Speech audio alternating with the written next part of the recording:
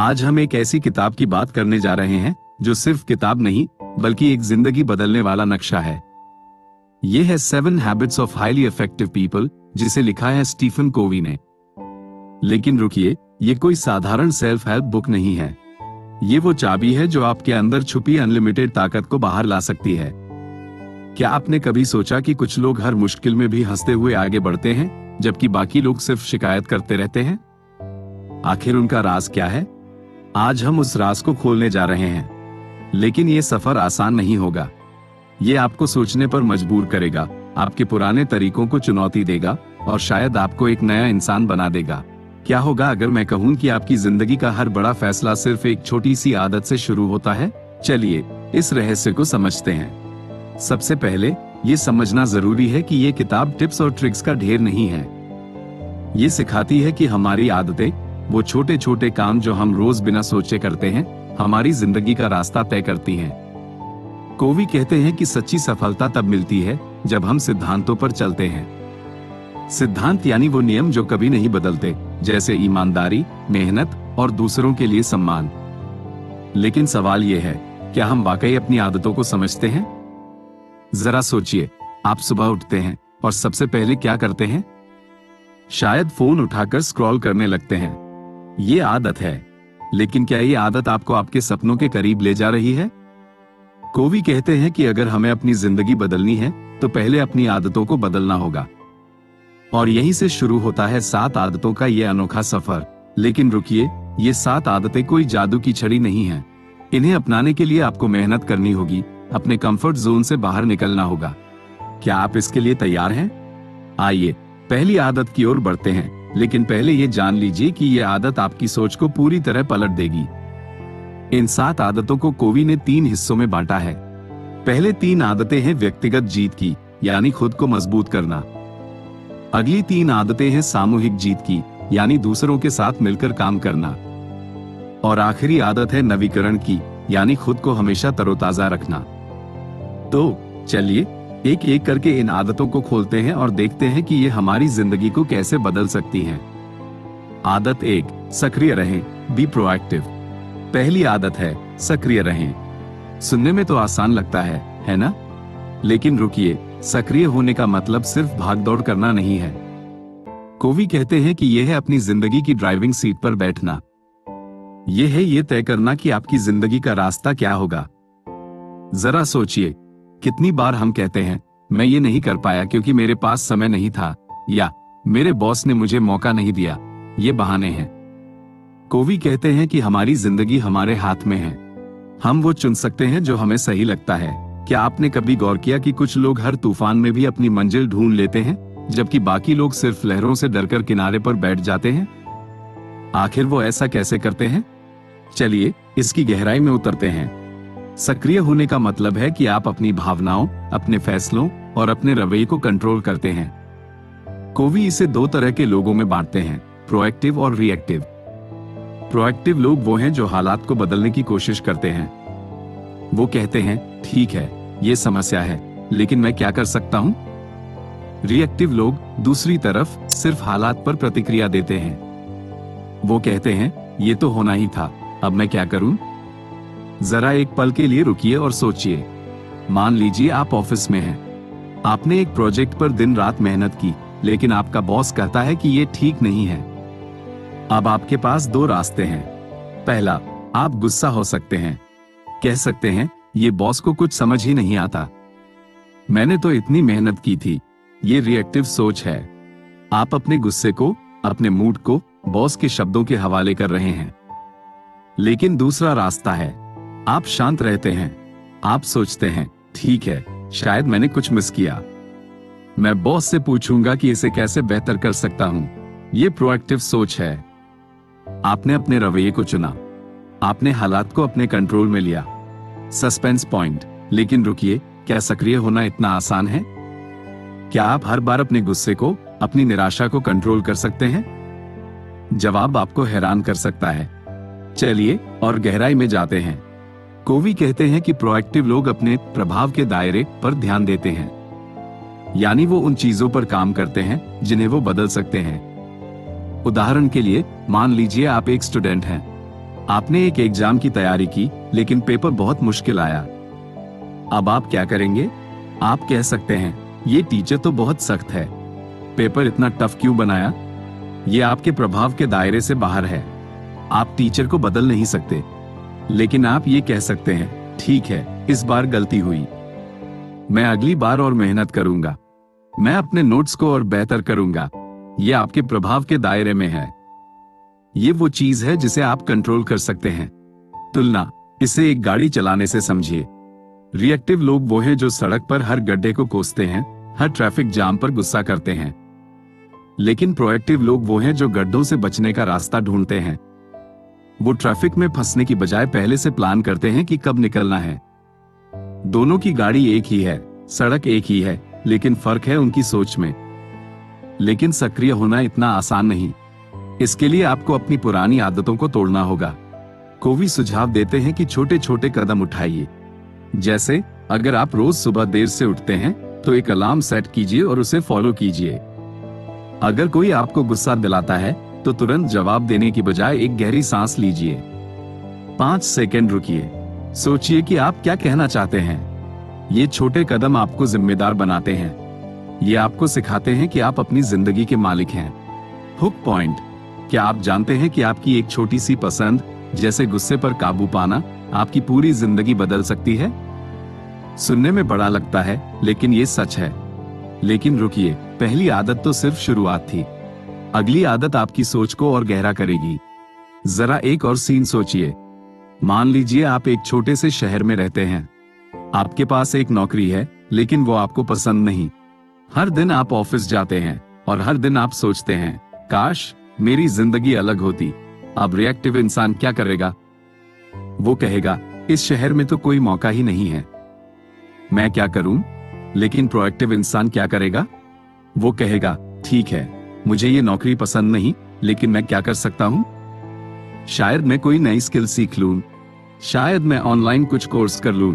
वो अपनी पढ़ाई शुरू कर देता है। वो रात को 2 घंटे किताबें पढ़ता है और 1 साल बाद वो उसी शहर में एक बेहतर नौकरी पा लेता है। फर्क क्या था? फर्क था उसकी सोच का। उसने बहाने बनाने की बजाय एक्शन लिया। सस्पेंस पॉइंट, लेकिन क्या होगा अगर आप हर दिन सक्रिय होने की कोशिश करें और फिर भी कुछ गलत हो जाए? क्या तब भी यह आदत काम करेगी? इसका जवाब आपको अगली आदत में मिलेगा। आदत 2, अंत को ध्यान में रखकर शुरुआत करें। Begin with the and in mind. दूसरी आदत है, अंत को ध्यान में रखकर शुरुआत करें। इसका मतलब है कि आप जो भी काम शुरू करें, पहले ये सोच लें कि आप उसका नतीजा क्या चाहते हैं। कोवी कहते हैं कि जिंदगी एक खाली कैनवास की तरह है। आप उस पर क्या बनाना चाहते हैं, ये आपको तय करना है। लेकिन सवाल यह है, क्या आपने कभी सोचा कि आप अपनी जिंदगी में असल में क्या चाहते हैं? हुक पॉइंट, क्या आपने कभी किसी ऐसे इंसान को देखा जो बिना किसी प्लान के बस चलता चला जाता है और फिर एक दिन पछताता है? क्या आप भी ऐसा नहीं करना चाहते? चलिए, इस आदत को समझते हैं। कोवी कहते हैं कि हमें अपने लक्ष्यों को साफ करना होगा। अगर आप बिना मंजिल के सफर शुरू करते हैं, तो आप कहीं भी पहुंच सकते हैं, लेकिन शायद वो जगह आपको पसंद ना आए। उदाहरण के लिए, मान लीजिए आप एक घर बनाना चाहते हैं। अगर आप बिना प्लान के ईंटें जोड़ना शुरू करते हैं, तो शायद आपको एक टेढ़ा मेढ़ा ढांचा मिले। दीवारें गिर सकती हैं, छत टपक सकती है। लेकिन अगर आप पहले ये सोच लें कि आपको कितने कमरे चाहिए, दीवारें कैसी होंगी, कितनी खिड़कियां चाहिए, तो आपका घर वैसा बनेगा जैसा आप चाहते हैं। जिंदगी भी ऐसी ही है। अगर आप नहीं जानते कि आप कहां जाना चाहते हैं, तो आप कहीं भी भटक सकते हैं। सस्पेंस पॉइंट, लेकिन रुकिए, क्या होगा अगर आप गलत मंजिल चुन लें? क्या होगा अगर आप पूरी जिंदगी एक ऐसे लक्ष्य के पीछे भागते रहें जो आपके लिए सही नहीं था?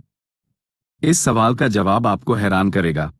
इस आदत का एक जरूरी हिस्सा है पर्सनल मिशन स्टेटमेंट बनाना। ये एक तरह का दस्तावेज है जिसमें आप लिखते हैं कि आपकी जिंदगी के सिद्धांत क्या हैं, आप क्या हासिल करना चाहते हैं और आप किस तरह का इंसान बनना चाहते हैं। कोवी कहते हैं कि ये स्टेटमेंट आपका कंपास है। जब आप भटक रहे हों, ये आपको सही रास्ता दिखाता है। जरा एक सीन सोचिए। मान लीजिए आप एक 25 साल के लड़के हैं। आप कॉलेज से निकले हैं और अब एक नौकरी कर रहे हैं। लेकिन हर रात जब आप बिस्तर पर लेटते हैं, आपको लगता है कि कुछ कमी है। आप सोचते हैं, मैं तो बस पैसों के पीछे भाग रहा हूं। क्या यही मेरी जिंदगी का मकसद है? अब आप बैठते हैं, एक कागज लेते हैं और लिखते हैं कि आप एक ऐसा इंसान बनना चाहते हैं जो दूसरों की मदद करता हो। आप लिखते हैं कि आप अपने परिवार को समय देना चाहते हैं। आप लिखते हैं कि आप एक ऐसा बिजनेस शुरू करना चाहते हैं जो लोगों की जिंदगी बेहतर बनाए। यह आपका मिशन स्टेटमेंट है। अब जब भी आप कोई फैसला लेते हैं, जैसे नई नौकरी चुनना या कोई बड़ा खर्च करना, आप अपने मिशन स्टेटमेंट को देखते हैं और वो आपको बताता है कि क्या सही है और क्या गलत। तुलना, इसे एक जहाज से समझिए। एक जहाज बिना कंपास के समुद्र में निकल जाए तो वो तूफानों में भटक सकता है, लेकिन अगर उसके पास कंपास है तो वो कितना भी दूर जाए अपनी मंजिल ढूंढ लेता है। आपका मिशन स्टेटमेंट आपका कंपास है। बिना इसके आपकी जिंदगी की लहरें आपको कहीं भी ले जा सकती हैं। हुक पॉइंट, क्या होगा अगर आप आज से अपनी जिंदगी का एक नक्शा बना लें? क्या होगा अगर हर कदम आपको आपके सपनों के करीब ले जाए? लेकिन रुकिए, इस आदत को अपनाना इतना आसान नहीं। चलिए और गहराई में जाते हैं।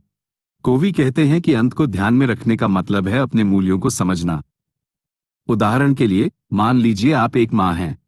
आप अपने बच्चों के लिए दिन रात मेहनत करती हैं, लेकिन एक दिन आप रुकती हैं और सोचती हैं, मैं तो बस उनके लिए पैसे कमा रही हूं। लेकिन क्या वो यही चाहते हैं? आप अपने बच्चों से बात करती हैं और आपको पता चलता है कि वो आपका समय चाहते हैं, आपकी बातें चाहते हैं। अब आप फैसला करती हैं कि हर हफ्ते एक दिन आप उनके साथ बिताएंगी।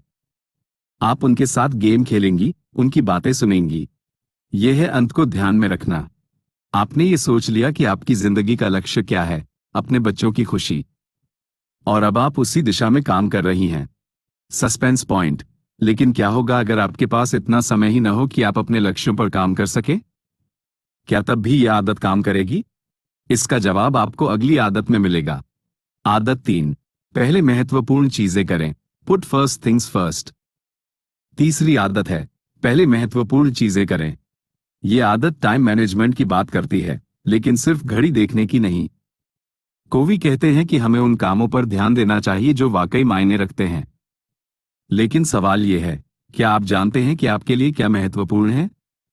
हुक पॉइंट, क्या आपने कभी ऐसा महसूस किया कि आप दिन रात भाग रहे हैं, लेकिन फिर भी कहीं नहीं पहुंच रहे? अगर हां, तो ये आदत आपकी जिंदगी बदल देगी। कोवी टाइम मैनेजमेंट को 4 हिस्सों में बांटते हैं, जिन्हें वो टाइम मैट्रिक्स कहते हैं। पहला हिस्सा है जरूरी और तुरंत वाले काम, लाइक अगर आपकी गाड़ी खराब हो जाए तो उसे ठीक करना। दूसरा हिस्सा है जरूरी लेकिन तुरंत न करने वाले काम, लाइक पढ़ाई करना, अपने रिश्तों को मजबूत करना या अपनी सेहत का ख्याल रखना। तीसरा हिस्सा है गैर जरूरी लेकिन तुरंत लगने वाले काम, लाइक बेवजह के फोन कॉल्स या मैसेज का जवाब देना। और चौथा हिस्सा है गैर जरूरी और गैर तुरंत काम, लाइक घंटों सोशल मीडिया पर स्क्रॉल करना। सस्पेंस पॉइंट, लेकिन रुकिए, क्या आप जानते हैं कि ज्यादातर लोग अपनी जिंदगी का 80% समय तीसरे और चौथे हिस्से में बिता देते हैं? चूक गए ना? चलिए देखते हैं कि ऐसा क्यों होता है। कोवी कहते हैं कि ज्यादातर लोग तीसरे और चौथे हिस्से में फंस जाते हैं। वो छोटे मोटे कामों में उलझे रहते हैं और जो काम वाकई जिंदगी बदल सकते हैं उन्हें टालते रहते हैं। उदाहरण के लिए, मान लीजिए आप एक बिजनेस शुरू करना चाहते हैं। आपका सपना है कि आप अपनी कंपनी बनाएं, लेकिन हर दिन आप क्या करते हैं? आप सुबह उठते हैं, फोन चेक करते हैं, फिर ऑफिस जाते हैं, फिर घर आकर टीवी देखते हैं और रात को सोचते हैं, कल से मैं अपने बिजनेस प्लान पर काम करूंगा, लेकिन वो कल कभी नहीं आता। क्यों? क्योंकि आप गैर जरूरी कामों में फंसे हैं। तुलना, इसे एक बगीचे से समझिए। अगर आप अपने बगीचे में रोज सिर्फ खरपतवार उखाड़ते रहें, लेकिन नए फूल न लगाएं, तो आपका बगीचा कभी खूबसूरत नहीं होगा। गैर जरूरी काम खरपतवार की तरह हैं, वो आपके समय को खा जाते हैं। लेकिन जरूरी काम, जैसे पढ़ाई करना, अपने लक्ष्यों पर काम करना, वो फूलों की तरह हैं। अगर आप उन्हें समय देंगे तो आपकी जिंदगी खिल उठेगी। इस आदत का मंत्र है, पहले वो काम करो जो जरूरी है, न कि वो जो आसान है। कोवी कहते हैं कि इसके लिए आपको हर दिन की शुरुआत में प्लान करना होगा। उदाहरण के लिए, मान लीजिए आप एक टीचर हैं। आप चाहते हैं कि आपके स्टूडेंट्स को पढ़ाने के अलावा आप कुछ नया भी करें, शायद एक किताब लिखें। लेकिन हर दिन स्कूल का काम, बच्चों की कॉपियां चेक करना, और घर की जिम्मेदारियां आपको घेर लेती हैं। कोवी कहते हैं कि आपको अपने दिन की शुरुआत में यह तय करना होगा कि आज का सबसे जरूरी काम क्या है। शायद वो है हर सुबह 1 घंटा अपनी किताब पर काम करना। अगर आप उसे पहले करेंगे तो बाकी काम अपने आप हो जाएंगे, लेकिन अगर आप उसे टालते रहे तो वो किताब कभी नहीं लिखी जाएगी। Hook point. क्या आप चाहते हैं कि आपकी जिंदगी एक खूबसूरत बगीचा बने, न कि खरपतवार का जंगल? लेकिन रुकिए, अगली आदतें आपको दूसरों के साथ जोड़ेंगी। आदत 4, जीत जीत की सोच रखें, थिंक विन विन। चौथी आदत है, जीत जीत की सोच रखें। अब तक की 3 आदतें थी खुद को बेहतर बनाने की। अब शुरू होती हैं वो आदतें जो दूसरों के साथ हमारे रिश्तों को मजबूत करती हैं। Hook point. क्या आपने कभी सोचा कि हर रिश्ते में दोनों लोग खुश रह सकते हैं? सुनने में असंभव लगता है, लेकिन ये मुमकिन है। चलिए इसे समझते हैं। जीत जीत का मतलब है कि आप हर स्थिति में ऐसा रास्ता निकालें जिसमें आप भी जीतें और सामने वाला भी। कोवी कहते हैं कि ज्यादातर लोग रिश्तों को जीत हार की नजर से देखते हैं। जैसे, अगर मैं जीता तो तुम हारे, या अगर तुम जीते तो मैं हारा। लेकिन ये सोच लंबे समय में नुकसान पहुंचाती है। जरा एक सीन सोचिए। मान लीजिए आप एक दुकानदार हैं। एक ग्राहक आपके पास आता है। आप उसे एक महंगा सामान बेच सकते हैं जो शायद उतना अच्छा नहीं है। आप सोचते हैं, चलो एक बार का फायदा हो जाएगा, और आप उसे बेच देते हैं। आपकी जीत हो गई। लेकिन क्या वाकई?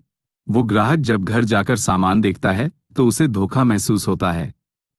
वो दोबारा आपकी दुकान पर नहीं आता, और अपने दोस्तों को भी कहता है कि आपकी दुकान से कुछ मत खरीदना। आपकी एक जीत ने आपको लंबे समय के लिए हरा दिया। अब दूसरा सीन सोचिए। आप उसी ग्राहक को अच्छी क्वालिटी का सामान देते हैं, सही दाम पर। वो खुश होता है। वो बार बार आपकी दुकान पर आता है, अपने दोस्तों को भी लाता है। अब आपकी जीत हुई और उसकी भी। ये है जीत जीत। Suspense point. लेकिन रुकिए, क्या हर स्थिति में जीत जीत मुमकिन है? क्या होगा अगर सामने वाला आपका फायदा उठाने की कोशिश करे? इसका जवाब आपको हैरान करेगा। जीत जीत की सोच के लिए आपको धैर्य और समझदारी चाहिए। आपको सामने वाले की जरूरतों को समझना होगा। कोवी कहते हैं कि इसके लिए आपको प्रचुरता की मानसिकता अपनानी होगी। यानी ये विश्वास की दुनिया में सबके लिए पर्याप्त है। अगर आप सोचते हैं कि संसाधन कम हैं, पैसे कम हैं, मौके कम हैं, तो आप जीत हार की सोच में फंस जाएंगे। लेकिन अगर आप सोचते हैं कि मौके अनलिमिटेड हैं, तो आप जीत जीत के रास्ते ढूंढ लेंगे। तुलना। इसे एक पाई से समझिए। जीत हार की सोच में लोग सोचते हैं कि पाई छोटी है। अगर मैंने बड़ा टुकड़ा लिया तो तुम्हें छोटा मिलेगा। लेकिन जीत जीत की सोच में लोग मिलकर एक नई पाई बनाते हैं, और वो इतनी बड़ी होती है कि सबके लिए पर्याप्त टुकड़े होते हैं। Hook point. क्या आप अपने रिश्तों को अगले लेवल पर ले जाना चाहते हैं? लेकिन रुकिए, अगली आदत आपको और गहराई में ले जाएगी। आदत 5, पहले समझें फिर समझाएं। Seek first to understand then to be understood. 5वीं आदत है, पहले समझें फिर समझाएं। ये आदत संवाद की कला सिखाती है। कोवी कहते हैं कि ज्यादातर लोग सुनते नहीं, सिर्फ जवाब देने की तैयारी करते हैं। लेकिन असल में सुनना, सच्चे दिल से सुनना, रिश्तों को बदल सकता है। Hook point. क्या आपने कभी किसी से बात करते वक्त महसूस किया कि वो आपको समझ ही नहीं रहा? अगर हाँ, तो ये आदत आपके लिए गेम चेंजर है। कोवी इसे सहानुभूति से सुनना कहते हैं। इसका मतलब है कि आप सामने वाले की बात को सिर्फ सुने नहीं, बल्कि उसकी भावनाओं को भी समझें। जरा एक सीन सोचिए। मान लीजिए आपका दोस्त आपके पास आता है। वो परेशान है। वो कहता है, मेरी नौकरी में बहुत प्रेशर है, मैं थक गया हूं, अब आप क्या करते हैं? ज्यादातर लोग तुरंत कहेंगे, अरे ऐसा तो मेरे साथ भी हुआ था, तू ये कर।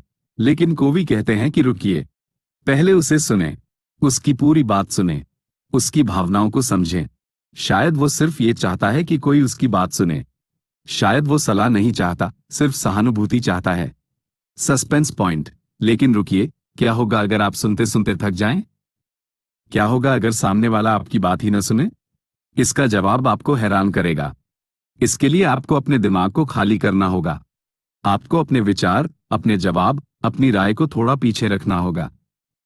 उदाहरण के लिए, मान लीजिए आप अपने बच्चे से बात कर रहे हैं। वो कहता है, पापा, मुझे स्कूल में मजा नहीं आता। आप तुरंत कह सकते हैं, अरे, स्कूल तो सबके लिए ऐसा ही होता है। पढ़ाई करो, सब ठीक हो जाएगा। लेकिन कोवी कहते हैं कि पहले सुने। पूछें, बेटा, ऐसा क्यों लगता है? क्या हुआ स्कूल में? जब आप ऐसा करते हैं तो आपका बच्चा खुलकर अपनी बात बताता है। शायद उसे कोई बुली कर रहा है, शायद उसे पढ़ाई समझ नहीं आ रही, और जब वो अपनी पूरी बात कह लेता है तब आप अपनी सलाह देते हैं।